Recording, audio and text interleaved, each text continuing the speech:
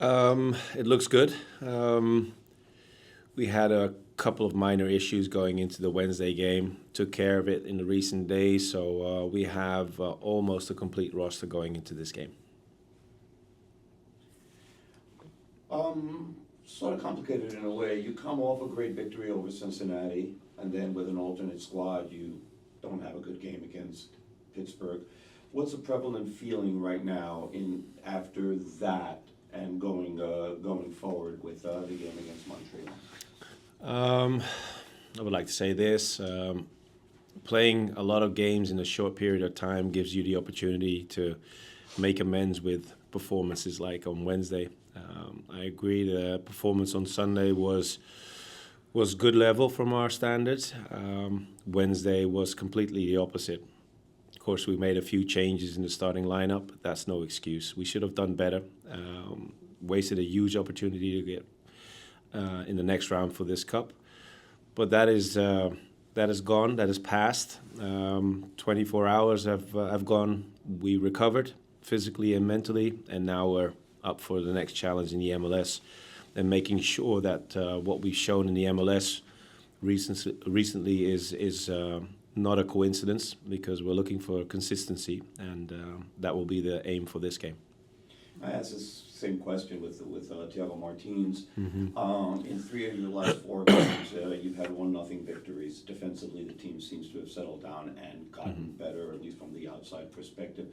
What do you see from your defense as far as how they're playing, and especially considering the pressure that they might be under, considering that you've only gotten 1 goal in each of those games? Yeah, that's the interesting part, because you can take away the pressure if you see the clinical finishing in those games is something that we've been working on for a while now. But if we get that right, it will take away the pressure on the defense as well. On the other hand, it keeps you on your toes as well, because you know you have to be there all the time in order to keep the chances of winning games to the max, because if you don't concede and you have 1 or 2 good moments, you might be able to win a game. But I would like to think that we are trying to get away from that spectrum and make sure that we control our games the way we do, clean defensively, but also taking more advantage of the chances that we create up front. Thank you. Scott? Yeah, one more if you don't mind. In this case, Montreal is a team that has struggled this season. So they're coming into it with the same mentality I think Pittsburgh did a little bit, to try and showcase what they can do.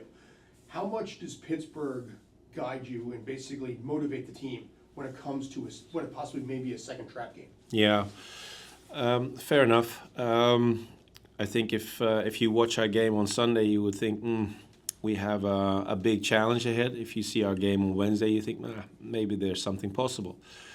For us, it's just bouncing back from a bad game, bad result midweek. We've seen our standards in the Sunday game, so everybody knows what this team is capable of. Consistency is still the biggest challenge for this team. Montreal, however, is a team, and I spoke to Glenn about this just a few minutes ago, is a good team. They only have 3 points, but the team doesn't reflect or the ranking doesn't reflect the qualities of the team, if you ask me, because they have good players, they have a very aggressive play style, also lost their games only with a goal difference. 7 straight road games. Yeah, exactly, which doesn't help in the MLS, of course. And they will be looking for this opportunity to get back up on their feet.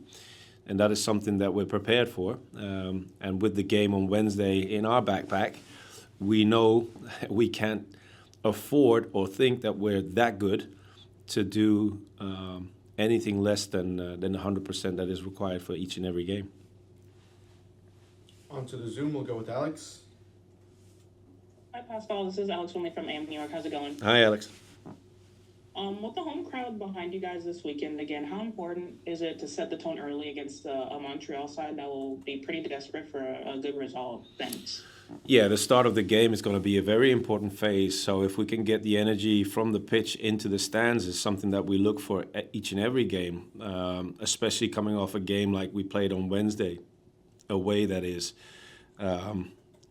creating the energy on the pitch, that's our priority. And then it will get into the stands and amongst the fans and bring it back on the pitch. And that will help us for sure to have a bigger chance of a better result.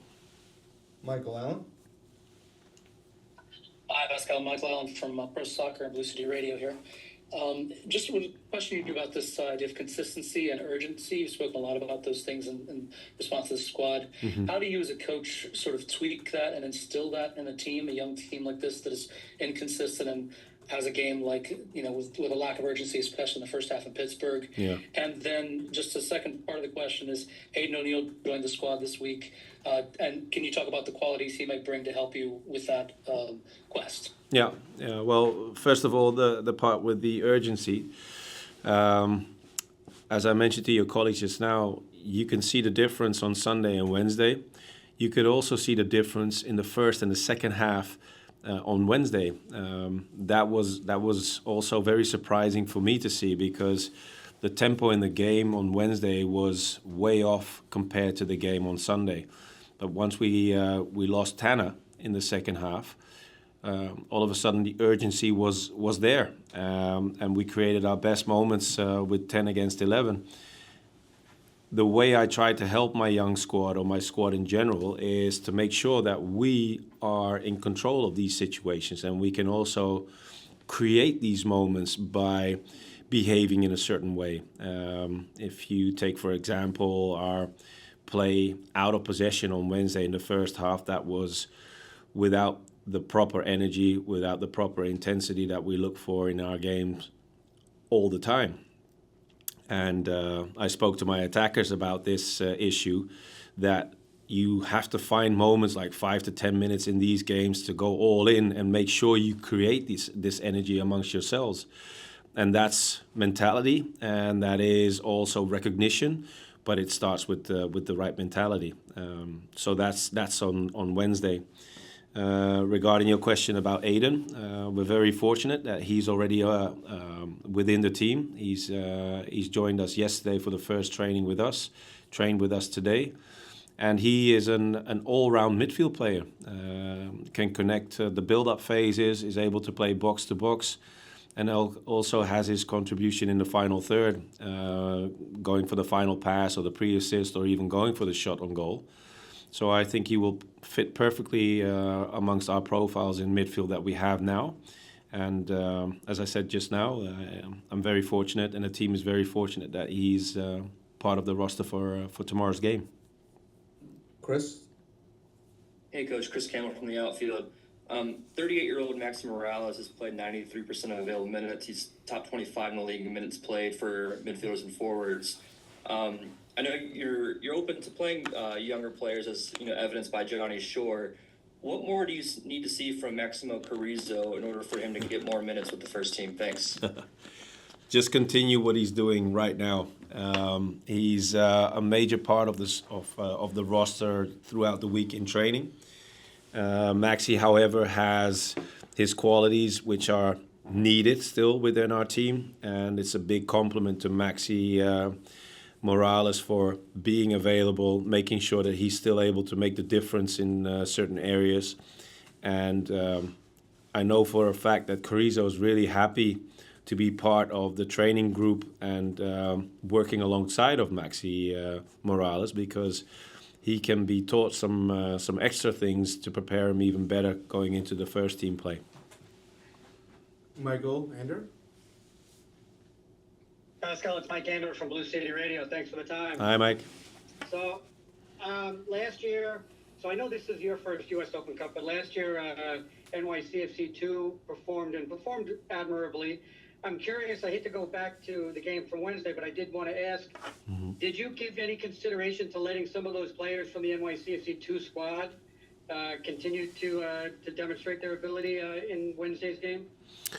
Of course, but as you know, they had their own game as well coming up. They played tonight, and we always have to find a good balance between players that are on the first team roster as well. And if you go back to the starting 11 for the Wednesday, you see we made a couple of changes going into this game with guys who train with the first team always, and haven't had as much play time with the first team for several reasons. So for us, it was a good opportunity to let them play.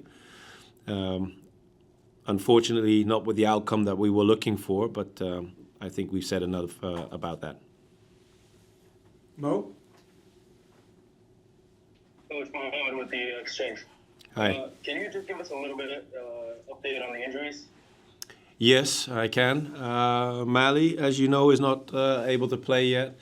Kevin O'Toole is not available. Burke Risa, who we had to take off in halftime in the Wednesday game, is not available. And Keaton Parks is not available, unfortunately. Christian? So, Go ahead, Mo. Go ahead. Just one more. So, regarding injuries, you guys are missing a lot of your players, and also Montreal is missing arguably one of their best players in Bryce Duke.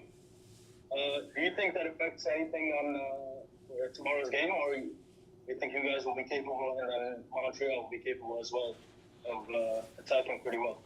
Well, both teams will have to deal with injuries throughout the season, so it's part of the game. And unfortunately for us, there are a few guys that are not available.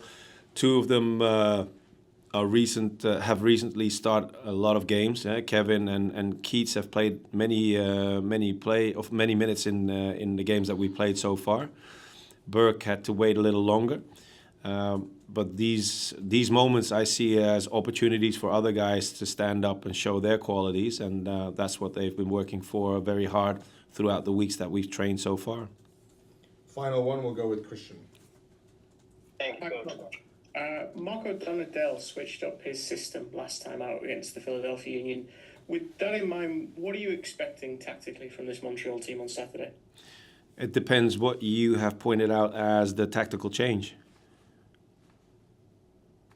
They altered to a 4-4-2 system with two defensive midfielders in the centre sitting a bit deeper to kind of mirror Philadelphia. Yeah. It looked like to an amateur. Yeah. So that's the reason why I asked, because we've seen them in that shape. We've seen them with two flat nines. We've seen them with one number 9 and a number 10. We've seen them with a box midfield. So they have the tendency to change their shape in possession, but also the aggressive play style out of possession is something that we have to face and deal with. But other than that, we have, of course, seen all the tactical images that we need to see and prepared for whatever comes our way.